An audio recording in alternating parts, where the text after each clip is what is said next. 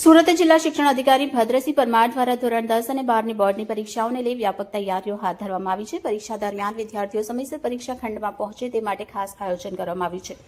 જે શાળાઓ નજીક ટ્રાફિક જામની સમસ્યા રહે છે તે વિસ્તારના વિદ્યાર્થીઓને 45 મિનિટ વહેલા ઘરેથી નીકળવા અપીલ કરવામાં આવી છે।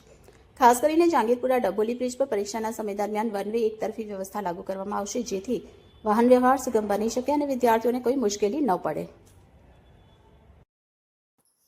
સર, કયા પ્રકારની પરીક્ષાની તૈયારી? સુરતની અંદર 561 શાળાની અંદર પરીક્ષા લેવાઈ રહી છે, ત્યારે 203 જેટલા સેન્ટરો આઈડેન્ટિફિકેશન કરવામાં આવ્યું છે। આ 203 સેન્ટરો વિદ્યાર્થીઓને ઘરેથી જવામાં ટ્રાફિકની સમસ્યાનો પ્રશ્ન ન નડે એટલા માટે આઈડેન્ટિફાઈ કરીને આપવામાં આવ્યા છે। આ ઉપરાંત આ સેન્ટરો પોલીસ ડિપાર્ટમેન્ટને પણ ટ્રાફિક શાખાને આપવામાં આવ્યા છે, જેથી કરીને ત્યાં સ્ટાફની નિમણૂક કરી શકશે।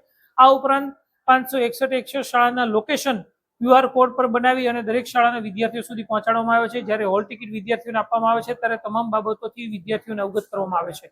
આ ઉપરાંત QR કોડ સ્કેન કરી વિદ્યાર્થી પોતાના ઘરથી પરીક્ષાનું સેન્ટર કેટલું દૂર છે તે પણ બાબતો જાણી શકશે, જેથી કરીને વિદ્યાર્થી પરીક્ષામાં સમયસર પહોંચી શકે। વિદ્યાર્થીઓને ઘણીવાર પરીક્ષામાં મોડા પહોંચવાથી એવી મુશ્કેલીઓ સર્જાતી હોય છે કે ગભરાટની અંદર પોતાનું પરફોર્મન્સ આપી શકતા હોતા નથી, જેથી કરીને વિદ્યાર્થીઓ માટે થઈ સુરત જિલ્લા વહીવટી તંત્ર તમામ આચાર્યો સજ્જ છે, જેથી કરીને વિદ્યાર્થીઓ સારી રીતે પરીક્ષા આપી શકે।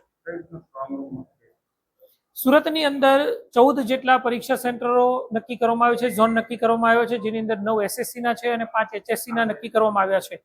જેની અંદર સ્ટ્રોંગ રૂમ બનાવી દેવામાં આવ્યા છે। તેનું લાઈવ સ્ટ્રીમિંગ મારા મોબાઈલની અંદર પણ હું જોઈ શકું છું। આ ઉપરાંત ગાંધીનગર કક્ષાએ માધ્યમિક શિક્ષણ ઉચ્ચતર માધ્યમિક શિક્ષણ બોર્ડમાં પણ જોઈ શકશે કે પ્રશ્નપત્ર ક્યારે સ્ટ્રોંગ રૂમમાંથી કાઢવામાં આવ્યા છે, પ્રશ્નપત્ર માટે સ્ટ્રોંગ રૂમ ક્યારે બંધ કરવામાં આવ્યો છે, બધી બાબતોથી અવગત થઈ અને ત્યાં ગાંધીનગર કક્ષાએ પણ જોઈ શકશે।